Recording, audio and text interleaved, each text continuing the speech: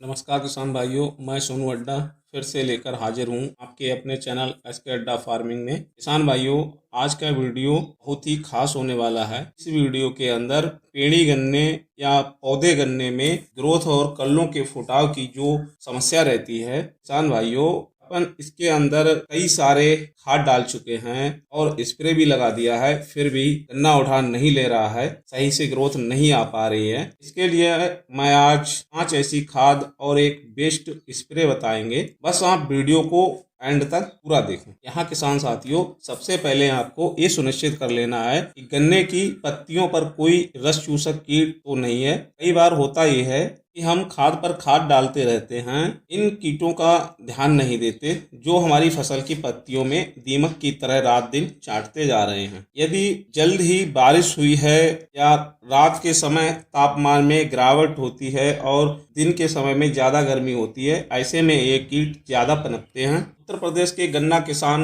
इस बार पेड़ी गन्ने में पायरिल्ला से बहुत ही परेशान। तो इसके लिए आपको डेल्टामेथ्रिन और एस्टामेप्रिड को लेकर छिड़काव करवा देना है। स्प्रे दोपहर के बाद कराएं या सुबह के समय। डोज की बात करें तो आपको डेल्टामेथ्रिन 150 ml पर एकड़ के हिसाब से और एस्टामेप्रिड को आप ले सकते हैं 100 ग्राम 1 एकड़ के लिए। इस स्प्रे को लगाने के बाद आपको गन्ने से पायरिल्ला का सफाया 2 से 4 घंटे में हो जाएगा। जिन किसान भाइयों के गन्ने में पत्तियां आगे सिरे से पीली या बैंगनी सी हो रही हैं, पत्तियां सिकुड़ती सी नजर आ रही हैं, के यहाँ 2 कारण हो सकते हैं। एक तो पत्तियों पर थ्रिप्स आ चुकी होगी या गन्ने में सल्फर की कमी भी हो सकती है। थ्रिप्स के लिए आपको 2 दवाओं का कॉम्बिनेशन बताऊंगा। पहला तो आपको थायोमेथाक्सम ले लेना है, ये आपको बाजार में आसानी से मिल जाएगा। दूसरे आपको इसी के साथ में लेमडा ले लेनी है। दोनों को घोलकर आप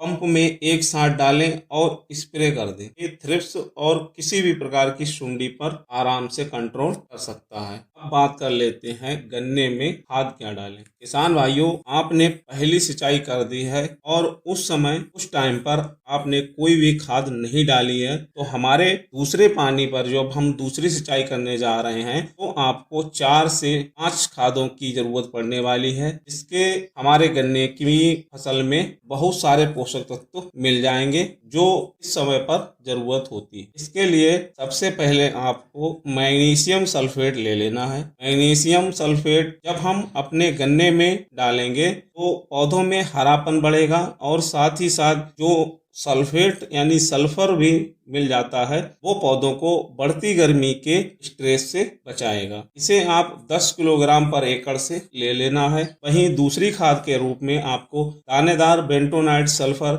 जिसकी जरूरत हमें 1 एकड़ में 6 किलो तक पड़ने वाली है। पेड़ी गन्ने में तीसरी खाद के रूप में आपको जरूरत पड़ने वाली है, वो है सरसों की खली, जिसे आप 15 किलो लेकर लगभग महीन बारीक करके 1 गिलास उसमें पानी ऐड कर दें, जिससे खल थोड़ी चिपचिपी हो जाए और खाद में आसानी से मिल जाए, का कोटेड हो जाए। चौथी खाद जो हमें ऐड करनी है वो है एक बढ़िया सा सीविड, जो इफ्को कंपनी का आप सागरिका यहाँ पर ले सकते हैं। इसकी मात्रा आपको 10 किलोग्राम रखनी है या फिर आपको बायोविटा ले लेना है। और लास्ट आपको 6 से 7 किलोग्राम जिंक सल्फेट जो 33% वाली आती है उसे ले लेना है। यूरिया की मात्रा हाँ 1 एकड़ में आपको 1 बैग रखनी है। वहीं अगर यदि आप पौधे गन्ने में दे रहे हो तो आप इसमें डीएपी मिला सकते हैं। पेड़ी गन्ने में भी आप डीएपी का प्रयोग कर सकते हैं। डीएपी की मात्रा आपको 30 से 35 किलोग्राम लेनी है और वहीं इसके साथ में अगर यूरिया डाल रहे हैं तो यूरिया की मात्रा आपको मात्र फिर 20 किलोग्राम रखनी है। तो किसान भाई